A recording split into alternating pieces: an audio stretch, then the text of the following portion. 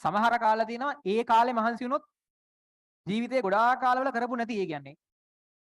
ඒ කාලේ මහන්සි වුණොත් සමහර වෙලාවට ඕගොල්ලන්ගේ සමහර කාලවලදී වෙච්ච අඩුපාඩු ඔක්කොම මැකිලා ගිහිල්ලා වැඩේ ගොඩ දාන කාල තියෙනවා. සමහර කාල තියෙනවා ජීවිතේ වැදගත් සිදුවීමක් වෙන්නේ නැහැ. ඒ කාලවලදී වැඩිය මහන්සි වුණාට වැඩකුත් නැහැ. සාමාන්‍ය විදිහට ජීවත් වෙන්න තියෙනවා. උදාහරණයක් විදිහට නංගිලා මල්ලිලා නම් 6 වසරේ ඉඳන් 9 වසර වගේ කාලවලදී 10 වසර වගේ කාලවලදී උන්ට උගන්වන්න එපා.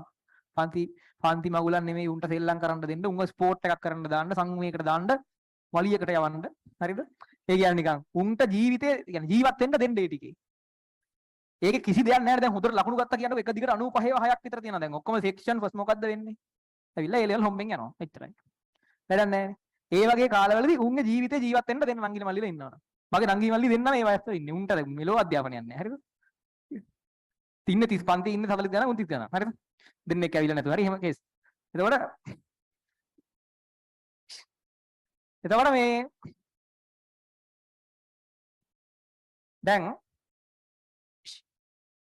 ඊට පස්සේ තීරණාත්මක කාලය එනවනේ. O level කියන්නේ තීරණාත්මක නැහැ. 11 වසර වගේ නම් චුට්ටක් බලන්න ඕනේ.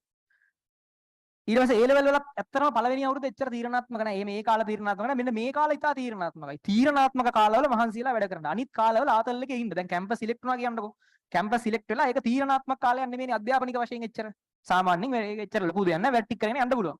ඒ ගමන් එක්ක වෙන දෙයක් කරනවා නම් එහෙමයි. නැත්තම් ඒ කාලේ නිදහසේ ඉන්නත් පුළුවන්. තීරණාත්මක කාලවල මහන්සි වෙන්න. අපේ කට්ටියට මොකද වෙන්නේ? 6 වසරේ ඉඳන් මහන්සි කරලා ගියාම 9 වසරට උට මහන්සි. දැන් තීරණාත්මක කාලේ නේද උට මහන්සි.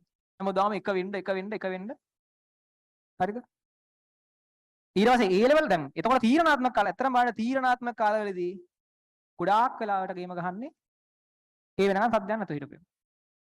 A level වල හැම වෙලාවෙම කැම්පස් ඉන්ටේක් එකෙනුත් කොහොමද 66ක් ඉන්නේ සෙකන්ඩ් ෂයිදර් ළමයි. ඒක වෙන කතන්දරයක්. ඒ කියන්නේ A level වලදී ඇත්තටම ඒ කියන්නේ ශිෂ්‍යත්වයේ පාස් වෙලා හෝ O level පාස් වෙලා ගියපු ළමයිනුත් A level හොඳට කරගන්නවා. නමුත් එහෙම කරගත්තේ නැතත් ළමයි A level හොඳට කරගන්නවා. තීරණාත්මක කාලෙදි වැඩ කරන්න. දැන් දවස් 80 තියෙන්නේ. මේ කාලේ මහන්සි වුණොත් ජීවිතේ ලොකුවට වෙනස් වෙනවා. ලොකුවටම වෙනස් වෙනවා. තමන් ඉස්සරහට යන සියලු පාරවල් කෝසස් ජීවත් වෙන විදිය ඉන්න රටවල් ජීවත් වෙන රටවල් පදින වාහන ඉන්න ගෙවල් අම්මලා තාත්තලාගේ අනාගතයේ සියලු දේවල් වෙනස් වෙනවා. මං කියන්නේ මේක මත මුළු ජීවිතේම රඳාපවතිනවා කියලා. නමුත් මේක මත ජීවිතේම රඳාපවතින ලොකු සම්භාවිතාවයක් තියෙනවා. A level fail වෙච්ච එකේ කිඟන්නෙක් වෙන්නේ නැහැ. ඒ වුණාට එහෙම මේක ඇතුලේ ලොකු chance එකක් තියෙනවා. 60 පේන්න අපිට තියෙනවානේ. කියන්නේ අපේ බැච් වල දැන් මම මධ්‍යම පාන්තිකයෙක් විදිහට මම කැම්පස් ගිහිල්ලා තින්නේ. එහෙම නෙමෙයි. ඉහළ පන්ති කියන්නේ සාමාන්‍ය සමහරලාට හොද්දටම හල්ලි තියෙන මිනිසුන්ගේ ළමයිනුත් රජයේ යුනිවර්සිටි එකට එනවා. හරිද? මට උඩ බැච් එකේ ඇමති ඉලෙක්ට්‍රිකල්ම ඇමති කෙනෙක් ගිදුවෙක් හිටියා.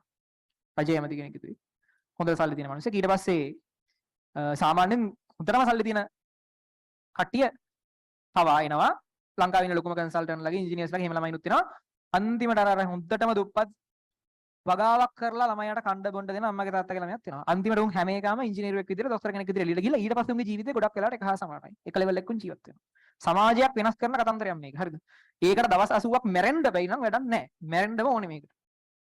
තමන්ගේ උපරිමය කරන්න ඕනේ. දැනුත් කාලය කනවා නම් දැනුත් වෙලාව යනවා නම් අරවට මේවට Facebook එකට හෝ මොනවා හරි කියන. Facebook යන්න එපා කියනවා නෙමෙයි. ස්ට්‍රෙස් එක නැති වෙන්න ඕනේ. ඒක හරි. අනවශ්‍ය දේවල් වලට වැය වෙන කාලේ දවසකට පැය 6ක් 7ක් තියෙනවා නම් ඇත්තටම ෆෝන් එක බලන්න විතරක්ම නෙමෙයි. නිකන් ඔහේ ඉන්න ගත වන කාලේ 6ක් 7ක් තියෙනවා නම් ඔන්න ඊටාම අකාර්යක්ෂමයි. දැම්ම හදන්න මේ වැඩේ. මේ 80 මහන්සියලා කරපු නැති දෙයක් කරන්න කියන්නේ. ජීවිතේ කවදාවත් කරපු නැති තරම් මේකේ මහන්සි වෙන්න. ඒතර කරපු නැති දෙයකට යන්න පුළුවන්. ගියපු නැති දෙයකට යන්න පුළුවන්. මේ ටික සෙල්ලම් කරන්න එපා අනිවාර්යයෙන්ම. ඊටාම තීරණාත්මකයි. ඊට පස්සේ ඒක හොද්දට කරගෙන ඊට පස්සේ ආයි සෙල්ලම් කරන්න. එහෙම නැත්නම් වැඩකුත් නැහැ. ඒ ලෙවල් කරලා ඉවරලා ඊට දෙනින් හැට පාඩම් කරනවා නම් ඒ වැඩකුත් නැහැ. ඒ ලෙවල් කරලා ඉවරලා ඒ තමන්ගේ තීරණාත්මක කඩින් පැනලා ඊට පස්සේ තමන් ආතල්ලේ ජීවත් වෙන්න. ඊට පස්සේ ආයිත් ඒක තීරණාත්මක අවස්ථාව සමහරලාට එනවා නම් ඒ වෙලාවට දවස් දෙකක් මහන්සියලා වැඩ කරන්න එහෙමයි. මේක නිකන් අතාරින්න එපා ඈ.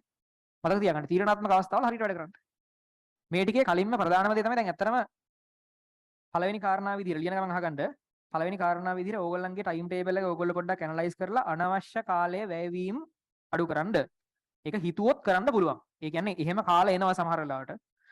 ඒ වෙලාවල් වලදී ටක් ගාලා හිතාගත්තොත් මම මේ කියන්නේ ටක් ගාලා මේ වැඩෙන් අයින් වෙලා අපි අනිත් වැඩේ කරනවා කියලා. ඒකෝර අනවශ්‍ය කාලේ හානි වීම මම කරන්න පුළුවන්. පළවෙනි කාරණාව. ඊළඟට දිනපතා හරි ටයිම් ටේබල් එකක් තියාගන්න. ඒ කියන්නේ අද රෑ ඔයා දැනගෙන ඉන්න ඕනේ හෙට උදේ මොකද්ද කරන්න කියලා. ඔය සමහර දවස් වලට දැන් ඔයාලට තේරෙයි අද රෑ ප්ලෑන් කරන්න නැතුව හෙට උදේ ප්ලෑන් කරන්න හිටියොත් ඔවා මොකුත් කරෙන්නේ නැහැ. අද රෑ ප්ලෑන් කරලා නිදිය ගත්තොත් හෙට උදේ ඇරුණාම අපි දන්නවා හෙට දවසේ මේ වැඩ ටික තියෙනවා. එහෙම කරොත් කරනවා. සාමාන්‍යයෙන් මම අර ඊටාම ගොඩක් වැඩ තියෙන වෙලාවල් මැනේජ් කරන්න එහෙමයි. කොහොමත් කලින් දවසේ රෑ ප්ලෑන් කරගත්තොත් හෙට මෙන්න මේ වෙලාවල් ටිකේ මේ ටික කරනවා කියලා වැඩේ කරගන්න පුළුවන්. එතකොට මේ ටිකේ ඔයාලට ඕන තරම් වැඩ තියෙන දවස් නේ තියෙන්නේ. ඊට කලින් දවසේ රෑ ප්ලෑන් කරන්න හෙට දවසේ මොනවද වෙන්න ඕනි. මොන ටිකද පාඩම් කරන්න. ඊට පස්සේ පුළුවන් තරම් පොඩි පාඩම් කිරීමේ වෙලාවල් තියාගන්න. ඒ කියන්නේ නිදහස් දවස් වලට තියාගන්න එපා. පැය 5ක් යාන්ත්‍ර විද්‍යාව පාඩම් කරනවා. ඕවා වැඩක් නැහැ. විනාඩි 40ක් වගේ ඒවා තියාගන්න. ඒ කියන්නේ චූටි චූටි සෙෂන් තියාගන්න. එක එක පාර්ට් එකෙන් පාර්ට් එකට පොඩි වෙලාවල් තියාගෙන ඒකට ටාගට් එකක් තියාගන්න. මේ විනාඩි 40 ඇතුළත මේ ටික රට්ටක් ගාලා බලලා කරන්න ටික හදනවා. ලොකු ඒවා තිබ්බම තේරෙන්නේ නැහැ. දවසම බයෝ බලනවා. මෙලෝ බයෝ බලව එකක් නැහැ අන්තිමට. හරිද? අන්තිමට හවස් වෙද්දි දන්න බයෝ එකක් නැහැ. ඊට පස්සේ පොඩි පොඩි වෙලාවල් තියාගන්න පැයයි. පැයෙන් මේ පොඩි පාර්ට් එක. පැයෙන් ඊළඟ දැන් සමහරලාට භ්‍රමණ චලිතේ පාඩම නම් බලන්න ඕනේ. අවස්ථිති ගූර්ණ පාර්ට් එක විනාඩි 20ක් තුල කියලා පොඩි පොඩි කැලි වලට කඩාගෙන සබ්ජෙක්ට් දෙකක් කරන්න අඩුම ගානේ දවසකට. එක සබ්ජෙක්ට් එකක් කවදාවත් දවසකට කරන්න එපා. ඔය විදිහට වෙලාවල් හදාගන්න හරියට. ඊළඟට වැදගත්ම දේ තමයි මතක තියාගන්න කොච්චර තියරි බැලුවත් තියරි වලින් නෙමෙයි ලකුණු හැදෙන්නේ ප්‍රශ්න කරන එකෙන්. ඒ කියන්නේ පේපර් කරන එකෙන්. පුළුවන් තරම් පේපර් කරලා වරද්ද ගන්න. වරදින කියන්නේ වරදින තමයි ලකුණු වැඩි වෙන්නේ. අයි හරියන්ට ලකුණු වැඩි වෙන්නේ නැහැ. පුළුවන් තරම් වැරදි හොයාගන්න තමන්ට වරදින තැන් හොයාගන්න. වරදින තැන් හදාගන්න. ඉගෙන ගන්නේ ලකුණු හදාගන්නේ තියරි වලින්වත් පේපර්ස් වලින්වත් නෙමෙයි.